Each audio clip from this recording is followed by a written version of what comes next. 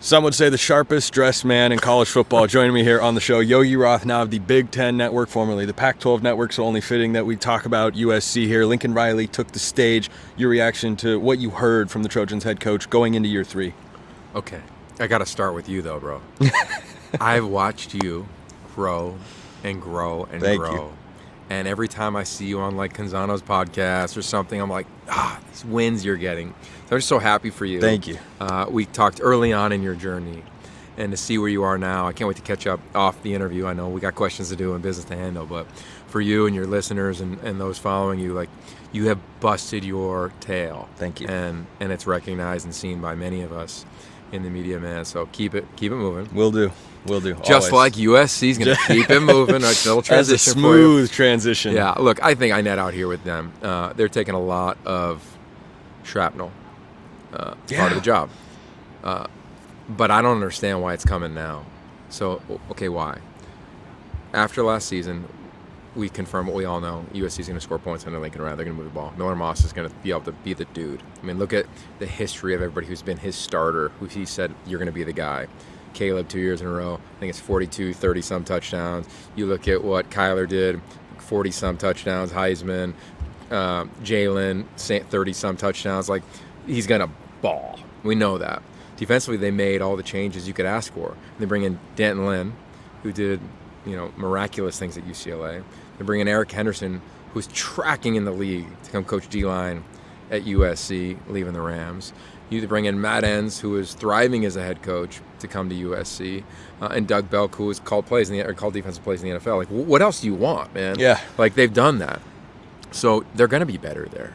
I think from a roster standpoint, I think they'll be better too. I think fundamentally, they're recruiting high school at the level that I think USC should, instead of the first 2 years was just pieced together via the portal, especially on the offensive defensive fronts, and especially defensively in the front seven where they struggled stopping the run. And I still think their high school recruiting has got another gear. No doubt. Yeah. So why am I netting out with all this? I'm saying it's a foundational year for USC. Not a year 1, not a year 0. We've heard all these phrases before. It's a foundational year because they're set. I mean, they had the best player my eyes have ever seen at quarterback the last 2 years in college football. Yeah. For whatever that's worth. And they had to take a run at it. And they did the first year. And they struggled, of course, last year. So I think it's a foundation. Give them a shot to go play games. Because they did everything that every fan wanted them to do. And then my last thing is in recruiting, where the fan base can get frustrated. But we just lost a couple of kids from Georgia. Like, of course, the game is different now. The leveraging in recruiting is different now. So I think I go back to what I know, which is my time at SC. How do we recruit? We recruited California, mostly Southern California based from San Diego, and then we left for a first-round pick. And I think there's something to that ideology of, like, go get the best players in your backyard and then dip out for a Brian Cushing. See if you can take a run at a Patrick Turner, a Dwayne Jarrett, like one of those monsters, Keith Rivers, out of state. So I believe that this thing is on its way to being a monster again.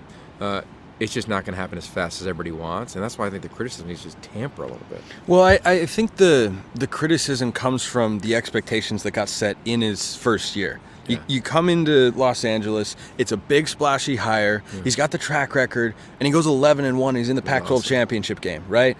And then year 2 comes around, and it's a massive disappointment. I mean, they start 6-0. They go 1-5 down the stretch at the University of Southern California. That's incomprehensible. That shouldn't happen, right? But then here's where I have been in the pro USC camp. Far be it for me to be a USC homer, according to many of you out there, but where I come down on the pro USC side of this season is for the last several years. A lot of people fans, media, whoever, have begged Lincoln Riley, get rid of Alex Grinch, make a change, make an investment. And you just listed all the investments that they made. So they hire 3 new coaches. They bring in a bunch of sweet players like Easton Mascarenas-Arnold and Achille Arnold from Oregon State, who were players on a real good defense last year, or Kamari Ramsey from UCLA. Like, they're bringing over guys. They've brought over the coaching. Look at the jumps that UCLA's defensive metrics made in 1 year with D'Anton Lynn as the DC. There's going to be some improvement. They might not be a top 20 defense, but is that what we were asking for last year from USC? No, can you be top 40? Can you be top 50? And I think they can. Yeah, they're going to be better. Like, can, Abe Lucas coming off the edge, can he be a beast? right? Or Anthony Lucas, excuse me. Yeah, Anthony Lucas. I'm thinking of the old lineman for the Seahawks. That dude is a Can he be the beast. 5-star recruit that he was coming out? Can Bear Alexander be a true game wrecker? Like, there's some fair questions, but they have enough players to be competitive in this league. It'll be a challenge, though, right? LSU, which way that game goes. We know what LA and the media can do and what it's already done with SC. So we'll see. They win that game, which they're very capable of doing, and they'll tamper and cool and calm the dogs a little bit. If they lose, it'll be what it is at USC and in LA. But I'm not selling on USC by any stretch of the imagination. You talk to players, you go to practice, you watch the tape. I think this thing is trending in the right direction. I also I think I was the only one in the media that picked them to finish 4th in the league last year. And it wasn't. It was not a popular pick at the time. They're off an 11-1 year. Caleb Williams is back. But if you, like, and I'm not saying you didn't, but like the scope of last year's league, like you just knew. It was deep. It was ridiculously deep. And they had to play everybody. They didn't get to miss Oregon and UW. Right. So I just think I'm a big fan of context. That's why I started Y Option, the college football through the lens of the West Coast. Because I think oftentimes we hear people screaming. We did. Paul Feinbaum was literally screaming on television about USC. Not an example for anybody who's trying to be you or trying to be him. Like, this is not how you do it. So I just think that we need to have thoughtful dialogue, which means, like, take a pause. Let's assess it. Let's evaluate it. Let's give it a little context. Let's analyze it. And then, okay, like, have a strong opinion.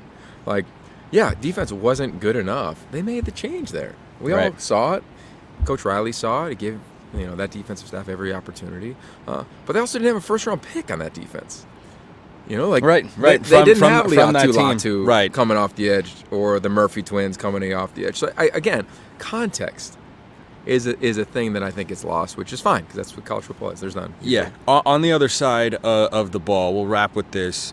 Miller Moss, I think, is really, really fascinating because he reminds me. I'm a Seahawks fan personally. He reminds me of Matt Flynn. Ooh. Okay, I saw one game from the guy. He went for over 400 yards. So the belief is there because he had this one big, great game. And you look at Lincoln Riley's track record with quarterbacks, it's the best in college football in the last 20 years, maybe even longer than that, producing number 1 picks and Heisman Trophy winners.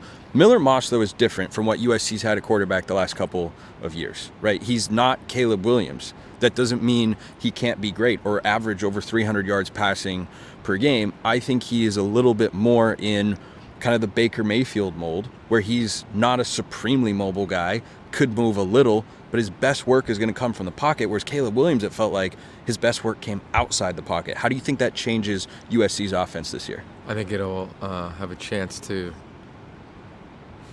be dramatically efficient, if not more efficient. I mean, Caleb's wow plays were as good as any of us have ever seen. Oh, they were crazy. Right? His second, third reaction plays, meaning like first reaction is you hit the top of your drop, ball's out. Second reaction is I move a little bit. Third reaction is I move a lot. Right? He was a magician. Like, literally, that was his nickname at times for you at USC, and he was brilliant in that regard. Miller is going to be like Jared Goff. Miller has to win from here up. Yeah. Right? He has to win from here up, and he can. He's so cerebral, and he understands defenses. I mean, he's going to, this isn't the air raid that we fell in love with at Texas Tech with Mike Leach in terms of truly a pure progression offense. Leach, God bless him, he would always say, I don't want you to be a coverage scientist. That's not what this offense is. Like, you have to understand and see it. What's happening in front of you? Can you see it in slow motion? He's going to thrive there. And I think the most underrated storyline in 2 days here is when people talk about receivers, they're not talking about USC. Jacoby Lane, I think, is going to be a all-conference player. Deuce Robinson is going to ball this year.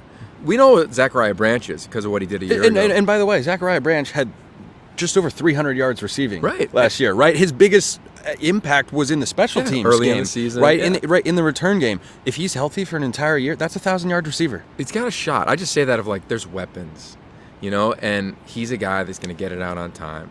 I think the second thing about him, he reminds me of Cody Kessler in terms of his leadership traits.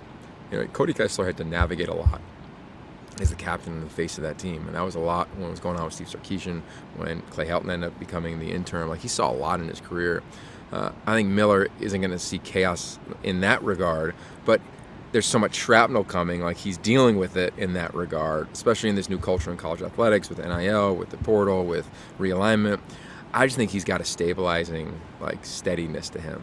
Like, he really does. Like, he's going to be, I think, He's not going to be like the best player to ever play quarterback at USC. I'm not going to project him to win a Heisman, but he's going to be dramatically effective.